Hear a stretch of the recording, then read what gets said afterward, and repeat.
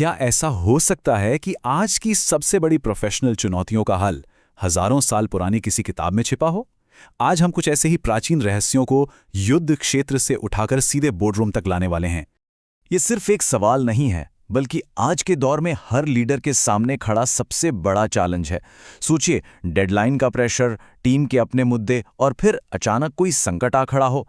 ऐसे में दिमाग को शांत रखकर सही फैसला लिया कैसे जाए? हाँ, हो सकता है ये सुनने में थोड़ा फिल्मी लगे, लेकिन जरा सोचिए, आज का मीटिंग रूम क्या किसी कुरुक्षेत्र से कम है, जहां कॉम्पिटिटर हमारी हर स्ट्रैटेजी का इंतजार कर रहे होते हैं? बस फर्क इतना है कि हथियार तीर कमान नहीं, बल्कि ईमेल और एक्सेल शीट्स हैं। तो सवाल उठता है, इस मॉडर्न कुरुक्षेत्र में रास्ता कैसे निकाला जाए? देखिए, लड़ाई सिर्फ बाहर नहीं है, लड़ाई तो अपने अंदर भी चल रही है। मन की शांति और करियर की ग्रोथ, इन दोनों के बीच बैलेंस बनाना, यही तो असली चैलेंज है। और यहीं पर भगवद गीता की अहमियत समझ में आती है। इसको सिर्फ एक धार्मिक किताब की तरह नहीं, बल्कि लीडरशिप, मोटिवेशन और एथिक्स पर एक प्रैक्टिकल गाइड की तरह देखना चाहिए। ये कृष्ण और अर्जुन के बीच की वो बातचीत है जो आज के मैनेजर्स और लीडर्स को उनके अपने कुरुक्षेत्र में रास्ता दिखा सकती है। तो चलिए पहली स्ट्रैटेजी को समझते हैं। इस पूरे खेल को जीतने का जो सबसे पहला नियम है, वो है अपने एक्शन पर कंट्रोल करना, मतलब काम करने की कला में महारत हासिल करना। तो ये निष्काम कर्म है क्या? इसका सीधा सा मतलब है काम पर फोकस, फल की चिंता नहीं। अब इसका मतलब लापरवाही बिल्कुल नहीं है। इसका मतलब है अपने काम में अपना 100% देना, बिना किसी स्वार्थ के, बिना ये सोचे कि बदले में क्या मिलेगा। और कृष्ण का ये एक वाक्य समझ लीजिए, इस पूरे सिद्धांत का निचोड़ है। जरा सोचिए, अगर कोई सिर्फ अपने काम पर ध्यान दे और नतीजों की चिंता छोड़ दे, तो क्या होगा? असफलता का डर और जीत का घमंड दोनों ही खत्म हो जाएंगे। दिमाग कितना शांत और फोकस्ड हो जाएगा। यहां दो रास्ते दिखते हैं।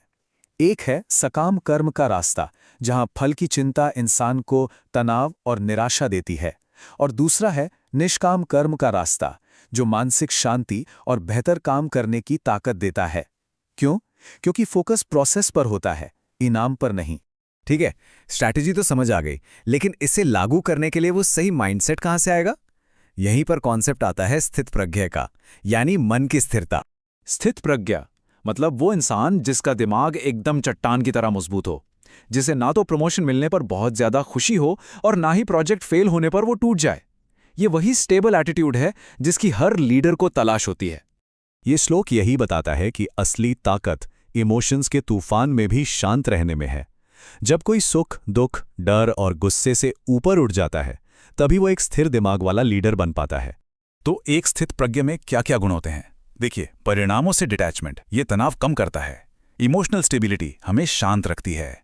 सेल्फ कंट्रोल हमें जल्दबाजी में फैसले लेने से रोकता है। और एक्शन में क्लैरिटी हमें सही दिशा में ले जाती है। ये सब मिलकर ही तो एक रेजिलिएंट और असरदार लीडर बनाते हैं। तो चलिए अब आगे बढ़ते हैं और देखते हैं कि ये सारी अंदरूनी क्वालिटीज मिलकर एक ऐसा लीडरशिप मॉडल कैसे बनाती हैं जो आज भी उतना ही पावरफुल है। अगला कॉन्सेप्ट है स्वधर्म।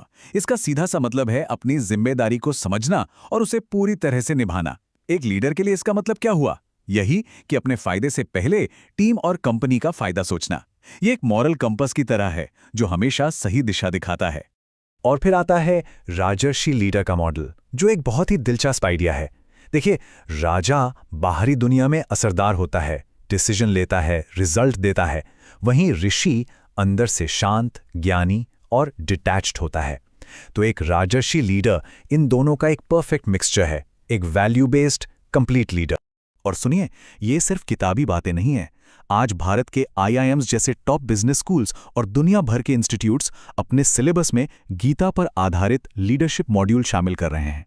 ये इस बात का पक्का सबूत है कि ये हजारों साल पुराना ज्ञान आज के लीडर्स को तैयार करने में कितना असरदार है। तो ठीक है, अब इन सभी टुकड़ों को एक साथ जोड़कर देखते हैं कि ये पूरा फ्रेमवर्क असल में काम कैसे करता है और इसका फायदा क्या होता है। ये टेबल सब कुछ एकदम साफ कर देती है। एक तरफ है गीता के सिद्धांत और दूसरी तरफ उनके मॉडर्न फायदे। देखिए, निष्काम कर्म, इससे स्ट्रेस कम होता है और काम की क्वालिटी पर फोकस बढ़ता है। स्थित प्रज्ञा की अवस्था, इससे बेहतर डिसीजन मेकिंग और इमोशनल इंटेलिजेंस आती है। और स्वधर्म, ये एक एथिकल और पर्पस ड्रिवन कल्चर बनाता है, मतलब हर सिद्धांत का एक ठोस पॉजिटिव रिजल्ट है। और आखिर में श्री अरबिंदो की ये बात इस पूरी चर्चा का सार है।